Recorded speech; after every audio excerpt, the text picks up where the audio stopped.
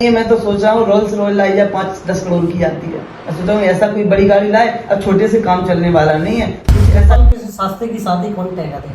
सबसे ज्यादा बेरोजगार लोग मध्य प्रदेश में पाए जाते हैं, लेकिन प्यार तो होगा। प्यार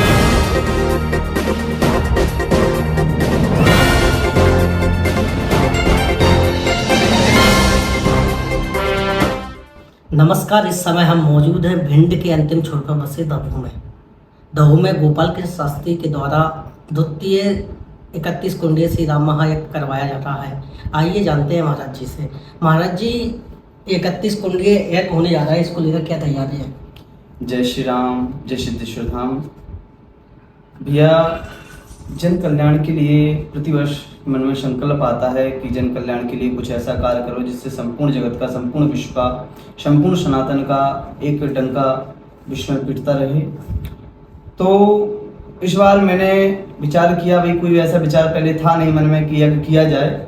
फिर बाबा की प्रेरणा लगी कि इस बार यज्ञ होना चाहिए। तो वो 2-4 लोगों को पकड़ा, बोले भैया यज्ञ होना है। तो भाई सभी ने, कोई सहयोग करता भी है, कोई नहीं भी करता है। कोई भाई लोग कह रहे थे, बोले महाराज जी 10-15 दिन में यज्ञ कैसे हो सकता है। तो मैंने कहा क्या करना चाहिए, तो बाबा के आगे मैंने सब कुछ छोड़ दिया। तो वहाँ पर फिर पर्ची डलवाने के बाद कन्या से उठवाई 2 वर्ष की, तो उसमें बाबा की हाँ आई। तो ऐसे करते प्रेरणा मन में लगी कि अब यज्ञ होना चाहिए। तो यज्ञ की संपूर्ण तैयारी करने लगे हैं और इस बार 31 कुंडीय श्री राम महायज्ञ का आयोजन, विश्व आयोजन होने जा रहा है। शास्त्री जी, अगर बात पर्ची की करें जी, मध्य प्रदेश में हर जगह पर्ची लिखी जा रही है। जी। चमत्कारों पर आप कितना विश्वास करते हैं? देखिए, जहाँ पर चमत्कार है वहाँ पाखंड भी है। तो देखा जाए कि भाई अगर आपने देखा कि भगवान ने द्वापर में जन्म लिया, तो भगवान ने जन्म लिया तो उसके साथ में पौंड्रक ने भी जन्म लिया। तो भगवान जैसे 4 हाथ लगा लिए, भगवान जैसे चक्र धारण कर लिया। तो लोग बोले महाराज जी कुछ जो सत्य हैं वो सत्य अपना कई लोग सामने नहीं आने देते, और कई लोग बोले महाराज अपना जो असत्य है उसे सत्य ठहरा कर सबके सामने लाते हैं। तो भाई कई लोग कहते हैं कि महाराज मैं ये काम कर दूंगा, वो काम कर दूंगा। मैं विश्वास कब करता हूँ कि चमत्कार रूप में मैं कब बोलता हूँ कौन सत्य है, कि जिसके काम सिद्ध हों। नहीं ऐसे पर्चा बनाने वालों कई घूम रहे हैं, कई लगभग कि 600 से ज़्यादा दरबार चलाए जा रहे हैं। मध्य प्रदेश में ही दरबार चलाए जा रहे हैं। क्यों महाराज जी ऐसा क्यों है? ना तो राजस्थान में, ना उत्तर प्रदेश में, ना महाराष्ट्र में, बस सारे सरकार, जितने भी सरकार है मध्य प्रदेश में ही है। जी, इसको देखते हुए जितना देखा जाए लोगों को कि भाई मध्य प्रदेश में तो आजकल लोग, क्योंकि सबसे ज़्यादा बेरोजगार लोग मध्य प्रदेश में पाए जाते हैं, तो लोग क्या करते हैं, बोले महाराज क्या करना चाहिए, बोले चलो दरबार लगाते हैं और 2-4 तुच्छ बातें जान लेते हैं। बोले महाराज आपका पैसा तो बहुत कमा रहे हो पर पैसा थम नहीं रहा है, विश्वास भी बहुत करते हैं आप, विश्वास बहुत ज़्यादा करते हैं, लेकिन आपका विश्वास टूट जाता है। 2-4 बातें उन्होंने ली और दरबार चला लिया। आप यज्ञ क्यों करवाते हैं? यज्ञ भैया जन कल्याण के लिए, एक हमारा संकल्प सनातन की अलग जगाना है।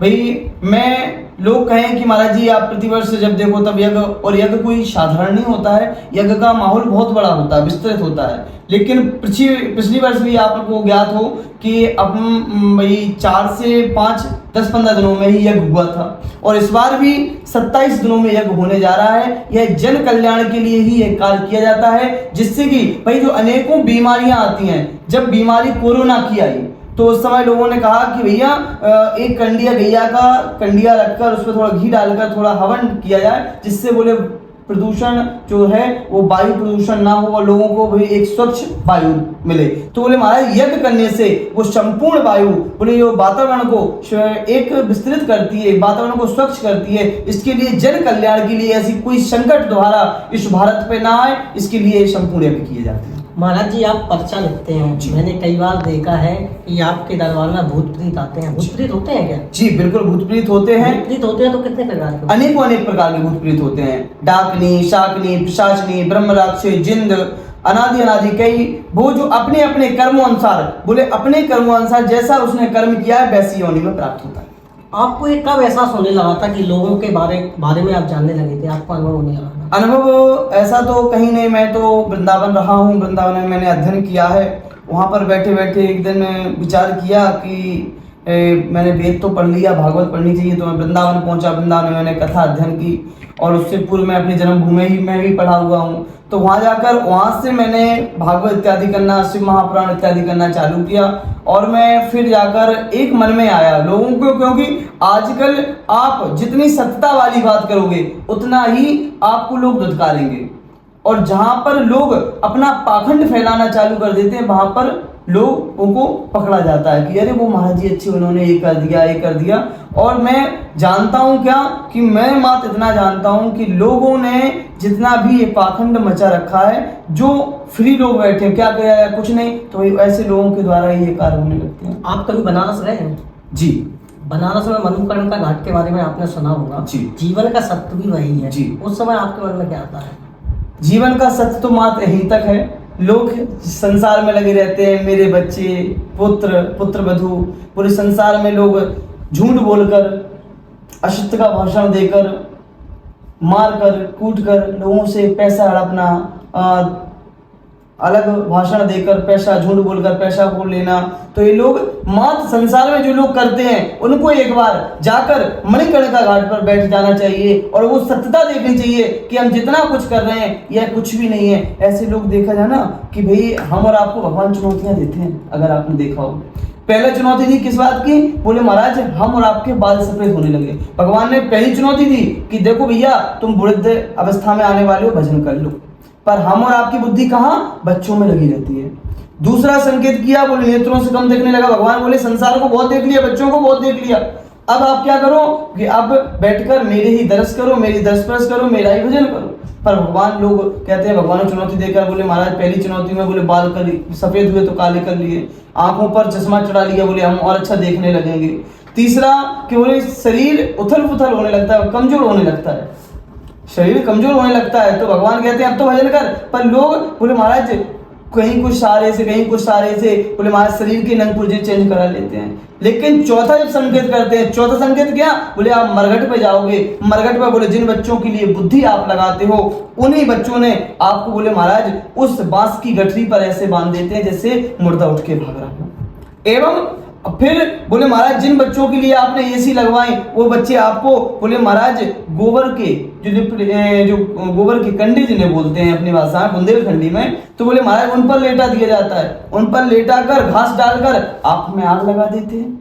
और उसके बाद बोले शांति तब भी नहीं होती, क्या कहीं पिताजी उठकर ना आ जाए। तो बोले महाराज उसी जो बुद्धि हम और आप लगा रहे थे, बोले महाराज उसी बुद्धि पर बोले महाराज बार बार प्रहार किया जाता है, जिससे बोले महाराज जिसको हम कपाल क्रिया बोलते हैं। तो बोले महाराज जो लोग ऐसा करते हैं उन लोगों को जाकर सोचना चाहिए कि बोले भैया मैं संसार में सब कुछ कर लिया, लेकिन अब क्या करना चाहिए? उस मणिकर्णिका घाट पर पहुंचकर वहां देखना चाहिए कि मेरा अंतिम समय भी यहीं पर विश्राम होगा। इसलिए लोग जाएं तो लोगों से इतना ही कहना है कि आप लोग अगर तुम्हें जाना अभिमान है, जाना अपने आप पर एक प्रभावशाली कि हमसे बड़ा कोई नहीं है, तो एक बार मरघट पर जाकर अपने आप को देखिए कि हम भी एक दिन यहीं पर आएंगे। इसलिए जो लोग मरघट पर पहुंचे, जो वहां पहुंचते हैं वही उसकी सही महत्वता रखते हैं। गोपाल कृष्ण शास्त्री की शादी कौन तय करते हैं?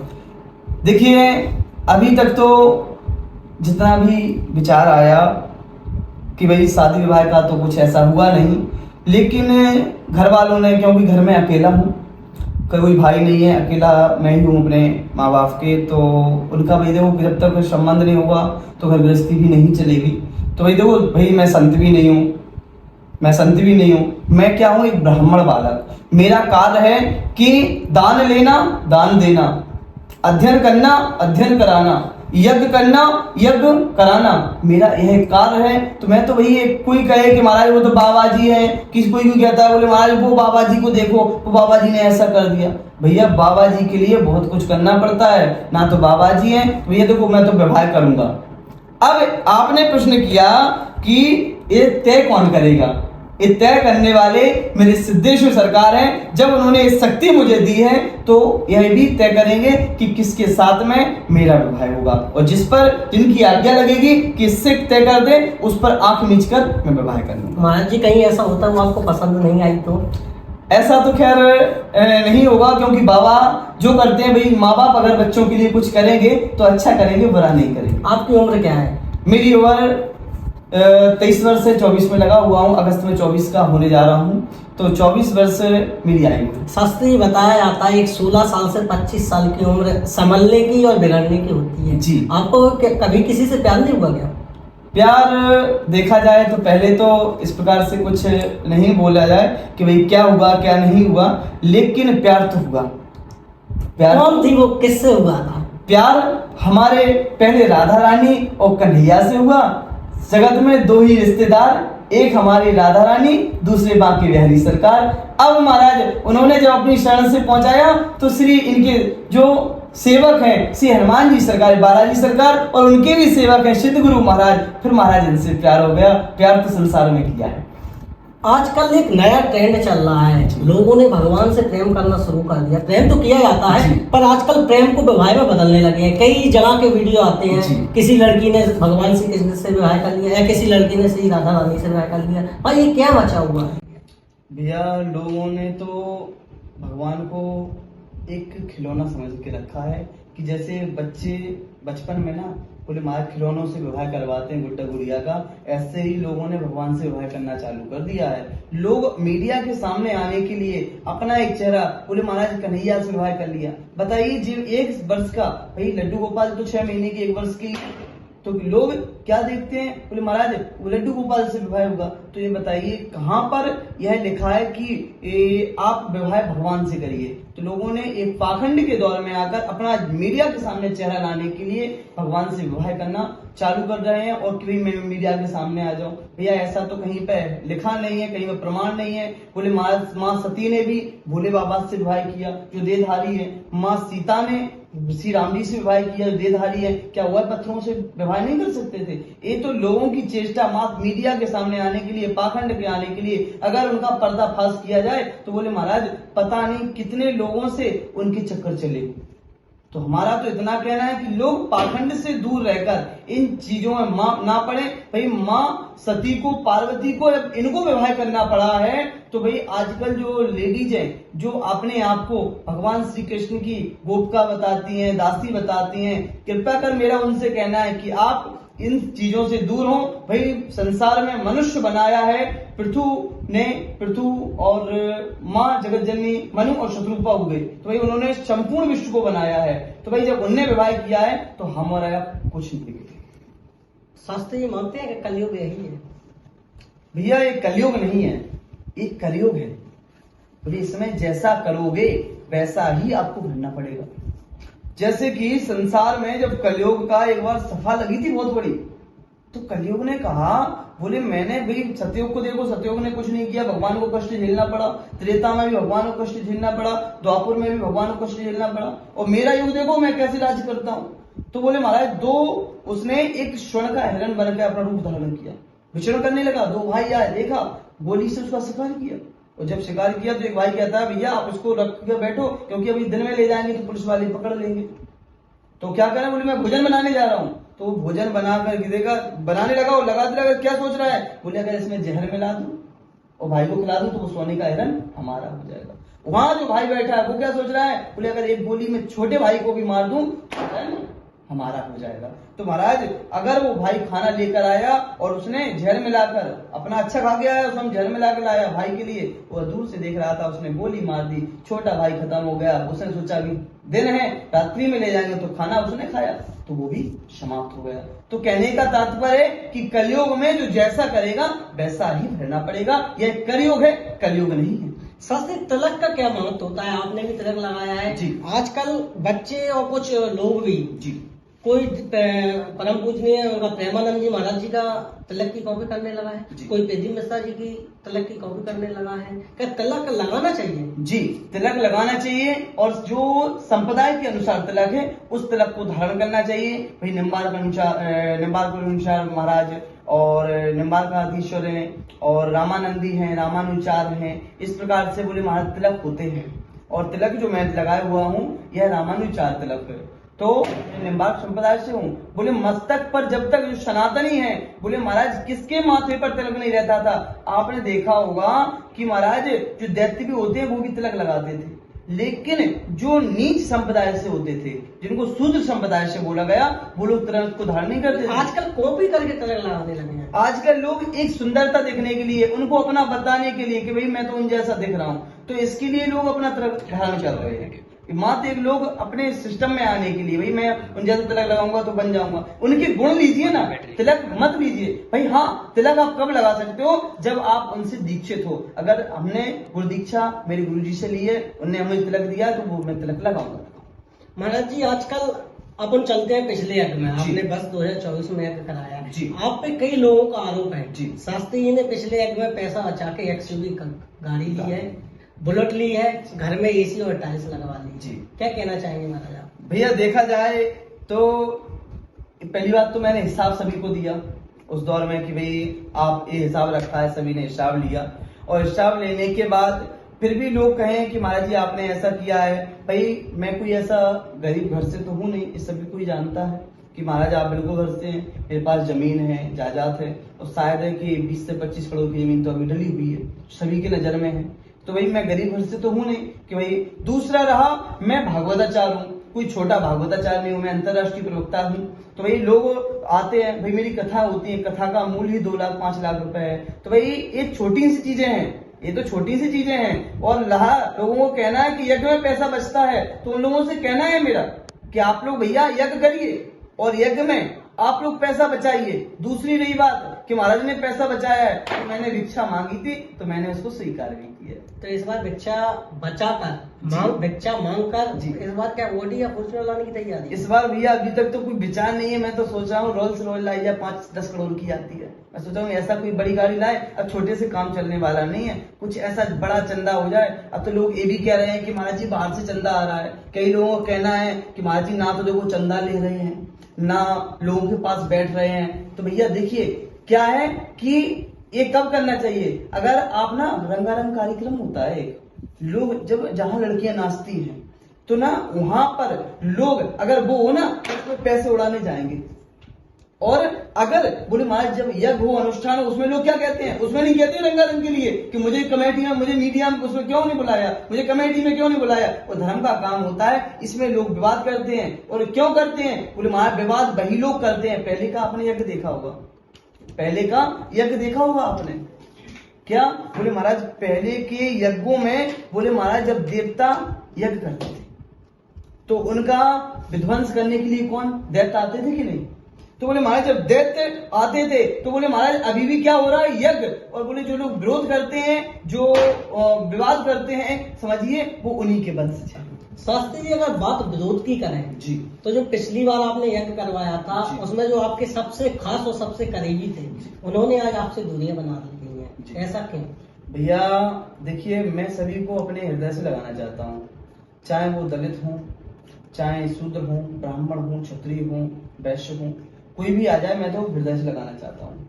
तो भाई जो लोग थे, तो भाई क्या है कि कुछ अन्य समाज से होने के कारण से, तो कहावत है कि भैया कुत्तों को घी हजम नहीं होता है। तो भाई उन लोगों से मैंने कहा, उन लोग मेरे साथ में गए, तो मैं कुछ कहीं पर कार्यक्रम के लिए गया था, तो उन्होंने वहां पर देखा कि महाराज जी को बहुत सा धन मिल रहा है, तो वो धन की इच्छा उनके मन में जागृत हुई कि महाराज जी का वो धन ले लिया जाए, महाराज जी को हानि पहुंचा दी जाए। तो मुझे मारने का मेरा मन में विचार किया और धन लेने की जब मुझे जानकारी हुई, जब मैं पूरे विश्व की जानकारी रखता हूं, मैं सभी के बारे में बताता हूं, तो मुझे इतनी जानकारी तो लग सकती है। तो मुझे जानकारी हुई, इसलिए मैंने उनको दूरियां उनको बनाने पर विवश कर दिया, इसलिए उनको मैंने अपने यहाँ से हटा दिया। शास्त्री आज जो इंसान वो भटक रहा है, भगवान कहाँ है, घरों में या मंदिरों में? देखिए भैया भगवान तो घर में ही है, पहला बात। पहली बात तो है हृदय में, भगवान हृदय में है। दूसरी बात भगवान घर में है। और तीसरी बात भगवान कंकड़ में भी समाया हुआ है। क्योंकि भाई हृदय में कैसे विराजमान है? बोले महाराज अगर आपकी श्वास नहीं चलती, भाई इसे तो कोई बना नहीं सकता परमात्मा के सिवाय, तो ये श्वास चल रही है, परमात्मा विराजमान है अपने हृदय में। बस हमारी और आपकी अलग अलग चेष्टा बनी हुई है कि भगवान मंदिरों में चले, भगवान बद्रीनाथ में मिलेंगे, भगवान हरिद्वार में। ऐसे भगवान तो कंकड़ में समाया है, शंकर तो कंकड़ों में समा हुआ है। भाई हम तो कहीं भी भगवान के दर्शन कर सकते हैं, बस मेरा हृदय स्वच्छ होना चाहिए। आपका अगर हृदय एक महाराज जी हुए तो उन्होंने दर्शन भगवान के एक कुत्ते में किए, जो श्वान होता है उसमें दर्शन किए। तो बोले महाराज देवता तो हर जगह है, बस हम और आपको देखने की वो तीसरी दृष्टि खुलनी चाहिए। दूसरा, घरों में माँ बाप ही बैठे हैं जिन्हें जन्म दिया, पूरे जन्म देता है वही तो भगवान होता है। तो घर में माँ बाप विराजमान है, उनकी सेवा करो, अपने आप को भगवान के प्रति रखो, श्रद्धा रखिए, भाव रखिए। और जब तक आपके हृदय में भाव नहीं है, भगवान कहीं नहीं मिलेगा। और आपके हृदय में भाव आ गया, जिसके ऊपर दृष्टि डालोगे उसके अनुसार ही वहीं पर हमें भगवान की प्राप्ति होगी। शास्त्री, एक चर्चा का विषय बना हुआ है जी, पिछली बार से इस बार आपको कम सहयोग मिल रहा है। जी भैया, देखिए पिछली बार भी सहयोग मुझे कुछ जानना नहीं मिला था भाई। फिर तो लोगों की भाई यज्ञ हो रहा है, लोगों का काम है कि भाई आना जाना। भाई मैंने पिछली वर्ष भी किसी जानवर लोगों को ना बुलाकर एक कार्य नहीं करवाया। और इस बार भी है कि भाई लोगों का आज हमारे साथ नहीं है, पर कल के दिन यज्ञ प्रारंभ होगा तो लोग अवश्य आएंगे, क्योंकि कार्य उन्हीं सबका है, ये कार्य हमारा नहीं है। और ना तो भैया देखो मैंने कोई संकल्प लिया कि मुझे यज्ञ करना ही करना है भाई। आपका श्रद्धा बनेगी। और यज्ञ में मैं आपको बता दूं, मैंने आपको एक बड़ी अच्छी बात बोली थी अभी कि यज्ञ में वही लोग आते हैं जिन्हें देवता बुलाते हैं, जिन पर कृपा सिद्धेश्वर धाम की होगी वही यज्ञ में आएंगे। और देखो तुम कहो कि दैत्यों को बुलाने जाओ, दैत्य आएंगे तो विध्वंस करेंगे, दैत्य आएंगे तो विध्वंस करेंगे। और जो विध्वंस करते हैं अपने आप को समझ लो भैया वो क्या है। शास्त्री, जैसे कोई बॉर्डर पे नौकरी कर रहा है, पुलिस में कोई नौकरी कर रहा है, अगर वो आपके यज्ञ में नहीं आ पाता है तो उसको क्या आप दैत्य मानेंगे? नहीं भैया, वो दैत्य नहीं है। अच्छा ये है कि भैया जो हॉस्पिटल में है और उसने कहा कि मैं महाराज जी तक नहीं जा पा रहा हूं, तो ये दैत्य नहीं हुआ। भैया जो सामर्थ्यवान है, जो आ सकता है और आकर दूर से विवाद करता है, जो आकर विरोध करता है, जो यज्ञ में विध्वंस करता है, उसे दैत्य माना जाएगा। जी तो भैया हमारी सेना हमारी देश के रक्षक हैं। अब यही नहीं रहेंगे तो कहां से यज्ञ हो पाएगा, क्योंकि दैत्यों के पहले तो धनुष्मान चलते थे भाई, उनको दंड भगवान देने स्वयं आते थे। आज भगवान के स्वरूप में हमारी मिलिट्री, हमारे पुलिस वाले एक कार्य कर रहे हैं, डॉक्टर कार्य कर रहे हैं, जिससे बोले महाराज यह संपूर्ण विश्व बचा हुआ है। शास्त्री जी, ये वही लहू है जहां आपका जन्म हुआ जी। आपको आज से 4-5 साल पहले कोई गोपाल, कोई गोली, कोई छोटू के नाम से पुकारता था। आज आपको लोगों ने अलग अलग नाम दिए, कोई शास्त्री जी, कोई भगवान, कोई गुरुदेव, कोई सदगुरुदेव। आप इसको किस दृष्टि से देखते हो, आपको कैसा लगता है? भैया देखिए, लोगों का तो जन्मभूमि है, तो जन्मभूमि में तो भाई मेरे लोग हैं, और मेरे लोगों को देखा जाए तो मेरे लोग मुझे किसी भी नाम से पुकार सकते हैं, क्योंकि भाई बच्चा अन्य लोगों के लिए कुछ ही बन जाता है, लेकिन अपने लोगों के लिए ही वही गोपाल रहता है, वही छोटू रहता है, वही गोविंद रहता है। अन्य लोगों के लिए भाई फिर तो महाराज जिसकी जैसी दृष्टि होती है, हरि व्यापक सर्वत्र समाना और प्रेम ते प्रगट होए में जाना। फिर तो महाराज लोगों के हृदय की बात है कि लोग मुझे किस रूप से देख रहे हैं। महाराज इस बात को आप कहां तक सत्य मानते हैं, वही वही राम रच राखा? जी भैया, इसको ही मैं देखिए ये बात आप स्वयं देख सकते हैं कि यज्ञ आपको पता है कोई साधारण रुपयों से तो हो नहीं जाता। क्या 2-5 रुपए से होता है? 2-5 रुपए से तो यज्ञ होता नहीं है। रुपए कितने चाहिए? बोले महाराज आजकल यह अर्थयोग चल रहा है, अर्थयोग। आपके पास पैसा है, आपके पास टेंट आ जाएगा, आपके पास साउंड आ जाएगा, आपकी यज्ञशाला आ जाएगी, आपके कैमरा वाले भैया आ जाएंगे। तो भैया कहते हैं कि पैसा आजकल अर्थयोग में आपके पास पैसा है तो आप इसमें कुछ भी कर सकते हो। तो इसलिए हमारा बस यही कहना है कि इसमें तो लोग कुछ भी करें, और भगवान की कृपा से आज ये संपूर्ण कार्य चल रहा है। लोग कह रहे हैं कि महाराज जी तो चंदा करने ही नहीं आ रहे, लोग कह रहे हैं मुझे तो बुलाया ही नहीं, लोग कह रहे हैं महाराज जी सो रहे हैं। भाई मैं कहीं जाता भी नहीं हूं, मैं तो सब भगवान पे आपने जो बोला है इसी के कारण से संपूर्ण यज्ञ संपूर्ण होगा। और इस यज्ञ को पिछली वर्ष से जाना, इस यज्ञ में लोग आ रहे हैं, बड़े बड़े संत महात्मा आ रहे हैं, बड़े बड़े, और हो सकता है तो यह जो यज्ञ बनेगा यह ऐतिहासिक यज्ञ बनने जा रहा है। शास्त्री जी एक और है, कोई तन दुखी, कोई मन दुखी, कोई धनगत रहे उदास, और थोड़े सब दुखी सुखी राम के दास। आपके ऊपर किसकी कृपा है? भैया कोई तन दुखी, कोई मन दुखी, कोई धन बिन रहत उदास, और थोड़े थोड़े सब दुखी और सुखी राम जी के दास। राम जी के दास किसे बोला है? संतों को।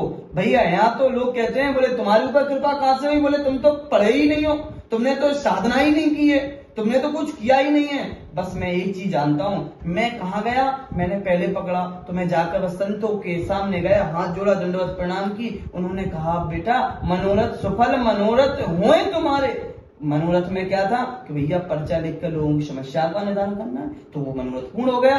सोचा था यज्ञ करना है तो यज्ञ हो रहा है। वही उन संतों का आशीर्वाद, संतों की कृपा से ही यह संपूर्ण यह कार्य हमारा चलता चला जा रहा है। शास्त्री संतों की पहचान कैसे करें? बात संतों की करें तो संत राम रहीम भी हुआ करते थे। जी, संतों की पहचान जैसे आपने देखा होगा कि जो भजनानंदी हैं, पाखंड थी संत, बोले महाराज स्पष्ट लिखा है कि भागवत में लिखा है कि जो संत हैं, संत 3 प्रकार के बताए गए हैं। संत एक तो है संत जो बोले महाराज अपनी ढपोलियां ही विश्व में फैलाते रहते हैं, और दूसरे होते हैं संत जो मात्र भिक्षा के लिए जाते हैं। एक होते हैं परम संत जो अपने आप से मतलब होते हैं। आपने देखा होगा कई वर्षों से उनकी साधनाएं चल रही हैं, कई वर्षों उनको किसी से मतलब ही नहीं है। संत वही है जो भगवान से हमें जुड़ाता है। और आकर ना महाराज कई ऐसे फिर रहे हैं कि गुरु फिरे बाजार में, हमसे दीक्षा लो, तुम जाओ स्वर्ग या नरक में, हमें दक्षिणा दो। तो बोले अगर ऐसे संत आपको मिल रहे हैं तो ये भगवान से नहीं जोड़ने वाले, ये माया से जोड़ने वाले हैं। अगर संत की पहचान करनी है, संत के चरणों में बैठोगे तो वह संत आपको वह वस्तु देगा जो विश्व में कोई दे नहीं सकता। फिर आप तो भागवत के 5 लाख लेते हैं। मैं आज तक पहली बात तो कोई मैंने मांग की नहीं है, मेरी कल से ही कथा है। 1 जून से मेरी विशाल कथा होने जा रही है। आप वहां जाके पूछिए कि महाराज जी ने आज तक किसी से लिया हो। भाई मैं ही गांठ का स्वयं का, अगर भाई एक माता जी है जो मेरी कथा करवाती है रीवा में, मैं जाता हूँ वहां कथा करता हूँ तो 20,000 रुपए देती हैं, जिसमें खर्चा 5 से 6 लाख का आता है। स्वयं गांठ का खर्च करके आते हैं, आज तक किसी से पैसा नहीं। आपका सबसे प्रिय गुरु कौन? मेरे संत है आपका? मेरे परम पूज्य गुरुदेव श्री गोविंद शरण जी महाराज मेरे गुरुदेव है, जिनके द्वारा मैंने अध्ययन किया है, वृंदावन में रहा हूं, जिनकी शरण में दीक्षा ली है। और अपने बुंदेलखंड में देखा जाए मेरे परम प्रिय पूज्य संतों की बात की जाए, श्री ददरुआ सरकार जो संतों के भी संत हैं और गुरुओं के भी गुरु हैं। शास्त्री ये लास्ट सवाल है कि आप लोगों से क्या अपील करना चाहेंगे यज्ञ को लेकर? भैया आप सबको ज्ञात है जैसे कि इस बार धबो क्षेत्र में द्वितीय बार श्री सिद्धेश्वर धाम पर 31 कुंडीय विशाल श्री राम महायज्ञ होने जा रहा है, जिसमें हनुमान चालीसा के पाठ होंगे, सुंदरकांड के पाठ होंगे एवं वेदों की धुनी, चारों वेदों की धुनी से आपके यहाँ पर मंत्र उच्चारण होंगे, जिससे वातावरण एक स्वच्छ होगा। तो हमारे लोगों से इतना ही कहना है कि भैया आप लोग बढ़ चढ़ के आइए। यह यज्ञ गोपाल महाराज का नहीं है, यह यज्ञ सिद्धेश्वर सरकार का है। भाई उनने आपको अच्छा बुलाएंगे तो भाई आपकी मन अपने आप पहुंच जाएगा, चलो वहां चलना है। क्योंकि परसाल भी लोग आए थे जो लोग पहले नहीं आए थे। अब भैया लोग कहें कि महाराज जी बुलाने नहीं जाते हैं, तो भैया बुलाने इसलिए नहीं जा पाता हूं क्योंकि जल्दी एक तो कार हो जाता है, दूसरा अगर 2 लोगों का मन होता है तो तीसरा आकर वहां उसका देता है बात को कि भैया अरे वो यज्ञ 2 दिन में कैसे हो जाएगा, 10 दिन में कैसे हो जाएगा, 20 दिन में कैसे हो जाएगा। तो हमारे भैया सभी से इतना अनुरोध है कि यह जो यज्ञ होगा, भागवत होगी, प्रवचन होंगे, मेला महाउत्सव होगा, रामलीलाएं होंगी, सांस्कृतिक कार्यक्रम होंगे, विशाल आयोजन होने जा रहा है। विशाल आयोजन एक लोगों से नहीं, तो यह सभी से हमारा मीडिया के द्वारा ही सभी से हमारा इतना कहना है कि आप सबका यज्ञ है, आप सब अवश्य इस यज्ञ में आए और इसमें बैठकर पुण्य के भागी बने। भाई बाबा ने कृपा की, इसलिए धबो में सिद्धेश्वर सरकार ने ही कृपा की है, तब जाके यज्ञ हो रहे हैं। नहीं यज्ञ अभी तक धबो में ना हुआ है, आगे ना कुछ। भाई बाबा ने कृपा की थी कि यज्ञ कराओ, पर साल भी यज्ञ हुआ, इस बार भी यज्ञ हुआ। और अगर लोगों का सपोर्ट रहा तो बोले महाराज एक नहीं, जब तक जीवन रहेगा तब तक संपूर्ण यज्ञ कराते रहेंगे। शास्त्री यज्ञ में चुनौतियां मिलती हैं जी, कठिनाइयां भी आती हैं। आप एक यज्ञ पिछली साल करवा चुके हैं, आप किन किन को चुनौतियां मानते हैं? क्या क्या ऐसी समस्या आती है जिन्हें आप चुनौतियां मानते हैं? भैया चुनौतियां लोग कहते हैं कि महाराज जी आप इस बार यज्ञ करवा के बताओ तो मैं देखूं। भैया मैं यज्ञ कराने वाला कुछ हो ही नहीं, लोग हमें दे जाते हैं। अच्छा लोग जैसे गालियां दे रहे हैं, तो गालियां कई संत होते हैं कि सुन के रह जाते हैं, हंस देते हैं। तो भाई लोगों को गालियां नहीं, वो सरकार को चुनौती दे रहे हैं। और भाई जब रावण ने हनुमान जी महाराज को चुनौती दी थी, सबको पता है हमें क्या था। आपने इस यज्ञ में किन किन राजनेताओं को निमंत्रण दिया है? बताया जा रहा है कि आप एक पार्टी के लिए कार्य कर रहे हैं। नहीं, इसमें कोई पार्टी के लिए नहीं, कोई कार्यकर्ता के लिए नहीं, कोई राजनेता के लिए नहीं, यह काल एक सनातन के लिए है। जो सनातनी है, हिंदुत्व है, जो सनातन से जुड़ना चाहता है, जो सनातनी है, संपूर्ण विश्व में धर्म का डंका फैलाएगा, उसके लिए मैं तत्पर रहूंगा। वो चाहे कोई भी पार्टी बनी रहे, मैं पार्टी से कोई विरोध करता नहीं कि भाई कौन कांग्रेस है, कौन भाजपा है, कौन क्या है, मेरे लिए संपूर्ण समान है। मैं एक गुरु हूं, तो गुरु का क्या शब्द रहता है कि भाई जो लोग अंधकार से है उन्हें प्रकाश की ओर ले जाना। तो भाई मैं कार्ड संपूर्ण राजनेताओं को दे के आया हूं। संपूर्ण राजनेता हमारे यज्ञ में आएंगे ही आएंगे। प्रशासन से क्या अपील करना चाहेंगे? प्रशासन से भैया इतनी ही अपील है कि भैया जो जन सैलाब रहेगा, उस जन सैलाब के लिए आप लोग आकर सबकी सुरक्षा बनाए रखें। एवं हमारे नगर पालिका अधिकारियों से भी अनुरोध है कि जल की व्यवस्था, साफ सफाई की व्यवस्था यह रखें। एवं 15 जून को विशाल यात्रा, कलश यात्रा निकलेगी। तो मेरा कहना लोगों से इतना ही है कि आप लोग बढ़ चढ़कर उस यात्रा में आए, और यात्रा में आकर भैया देखो कोई गहने पहन के अपने अपने ना आए, क्योंकि अगर लोग आते हैं तो चोरियां हो जाती हैं। तो सभी माताओं से कहना है कि आप लोग तो वैसे भी सुंदर हैं। सच नहीं, आप तो पर्ची लिख देते हैं चोरियों का, फिर आपको क्या डर? नहीं, इसका भैया इसलिए नहीं, चोरियों का लिख देते हैं तो इसमें विरोध भी बढ़ जाता है कि महाराज जी ने मेरी ऐसी बात बोल दी है। लोगों पर साल भी चोरी लगभग आपको ज्ञात है मीडिया प्रभारी जी कि आप पर साल 5-10 चोरियां हुई थी और तुरंत में मिल भी गई थी। लेकिन मेरा डर ये नहीं है, ये है कि विरोध किसी का ना हो, आप लोग ना आए पहनकर, और भैया बाबा की कृपा फिर आगे क्या होने वाला। नमस्कार, ये थे हमारे साथ दमोह में जन्मे गोपाल कृष्ण शास्त्री। जुड़े रहिए हमारे साथ, हम मिलवाते रहेंगे आपको संतों से। इस वीडियो को लाइक करें, हमारे चैनल को सब्सक्राइब करें, बेल आइकन जरूर प्रेस करें हमारी न्यू वीडियो सबसे पहले देखने के लिए। सब्सक्राइब करने के बाद ना घंटी बजा देना, ताकि जब भी मैं कोई न्यू वीडियो अपलोड करूं तो तुम्हारे फोन की घंटी भी बजे।